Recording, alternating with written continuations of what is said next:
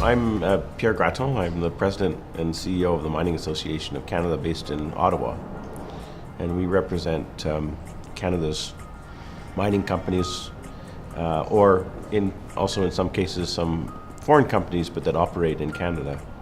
But we also have an interest in Canadian mining outside Canada, particularly in Latin America, where Canada is one of the largest investors in mining. So I presented in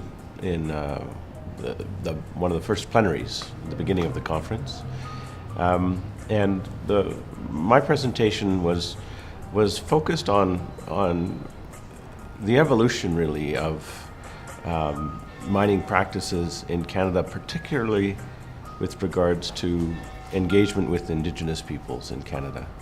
And I talked about some of the new practices that have emerged and that are becoming much more commonplace in Canada, particularly the use of agreements, or impact benefit agreements as they're often called, between mining companies and Indigenous groups.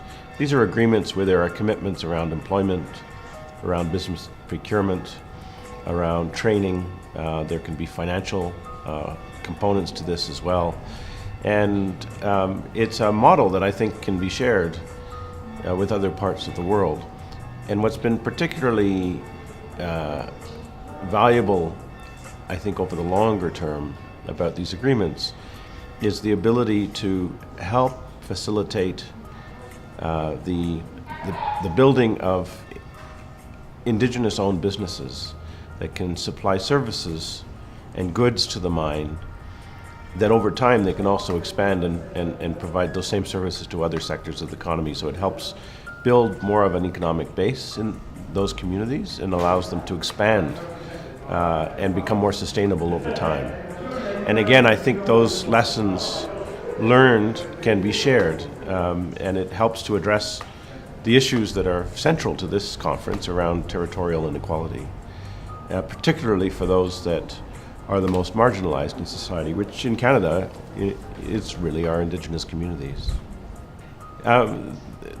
What I've found really interesting about this conference, in part, is the interest in what we're doing and people wanting to learn about our experiences, but also it's an opportunity for me to better grasp